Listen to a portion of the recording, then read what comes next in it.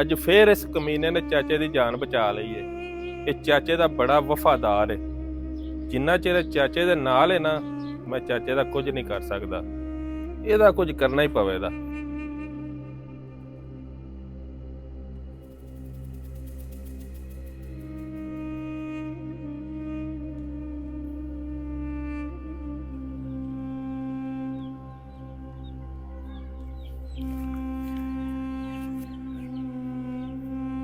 ਤੈਨੂੰ ਕੀ ਹੋਇਆ?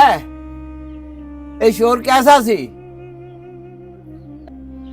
ਮਾਲਕ, ਤੁਹਾਡੀ ਜਾਨ ਨੂੰ ਖਤਰਾ ਹੈ। ਕੋਈ ਤੁਹਾਡੀ ਜਾਨ ਲੈਣਾ ਚਾਹੁੰਦਾ ਹੈ। ਇਹ ਤੂੰ ਕੀ ਆਨਾ ਹੈ? ਮੈਨੂੰ ਵਾਲਾ ਕਿਸੇ ਕਿਉਂ ਮਾਰਨਾ ਹੈ? ਇਹ ਤੇ ਮੈਨੂੰ ਵੀ ਨਹੀਂ ਪਤਾ ਤੁਹਾਨੂੰ ਕਿਉਂ ਮਾਰਨਾ ਚਾਹੁੰਦਾ ਹੈ, ਲੇਕਿਨ ਤੁਹਾਡੀ ਜਾਨ ਨੂੰ ਖਤਰਾ ਹੈ। ਜਿੰਨੀ ਦੇਰ ਅੱਲਾ ਨਾ ਚਾਹੇ ਮੈਨੂੰ ਕੋਈ ਨਹੀਂ ਮਾਰ ਸਕਦਾ। ਇਸ ਜ਼ਿੰਦਗੀ ਔਰ ਮੌਤ ਅੱਲਾ ਦੇ ਹੱਥ 'ਚ ਹੈ।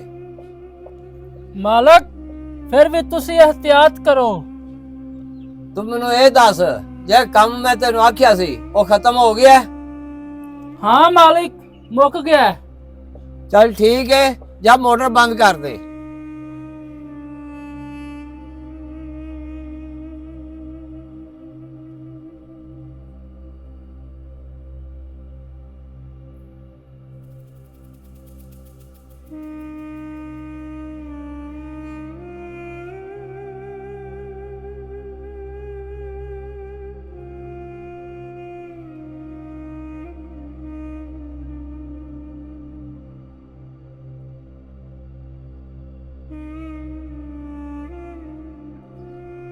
कोई तो रौला है वे, मैनू बड़े दिनों तो शक पैंदा पिया मेरी कोई जान लेना चाहता है।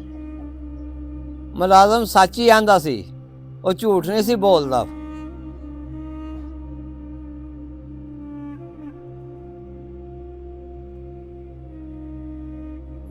चाचा, मैं तेरे नाल एक गल करनी सी।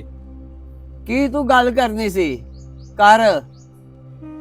चाचा, ਇਹ ਸਾਡਾ ਮੁਲਾਜ਼ਮ ਜਿਹੜਾ ਹੈ ਨਾ, ਇਹ ਬੜਾ ਕੰਮ ਚੋਰ ਏ ਤੇ ਨਾਲੇ ਇਹਨੂੰ ਮੈਂ 2-3 ਵਾਰੀ ਵੇਖਿਆ ਦੁੱਧ ਚੋਰੀ ਕਰਦਿਆਂ, ਤੇ ਡੰਗਰਾਂ ਦਾ ਧਿਆਨ ਵੀ ਨਹੀਂ ਰੱਖਦਾ ਸਹੀ। ਪੁੱਤਰ ਗੱਲ ਸੁਣ ਮੇਰੀ, ਤੈਨੂੰ ਕੋਈ ਗਲਤਫਹਿਮੀ ਹੋਈ ਏ। ਇਹ ਬੰਦਾ ਹੀ ਬੜਾ ਕੰਮ ਦਾ ਹੈ, ਇਸ ਤਰ੍ਹਾਂ ਦਾ ਬੰਦਾ ਹੋਰ ਕੋ ਨਹੀਂ ਲੱਭਣਾ। ਐਵੇਂ ਹੀ ਨਹੀਂ ਲੱਭਦਾ ਚਾਚਾ, ਤੂੰ ਇਹਦੇ ਚ ਹਰੇ ਕੀ ਵੇਖ ਲਿਆ? ਮੈਂ ਬੰਦਾ ਨਵਾਂ ਲਿਆਉਣਾ ਹੀ ਲਿਆਉਣਾ ਹੈ, ਤੂੰ ਜੋ ਮਰਜ਼ੀ ਕਰ ਲੈ।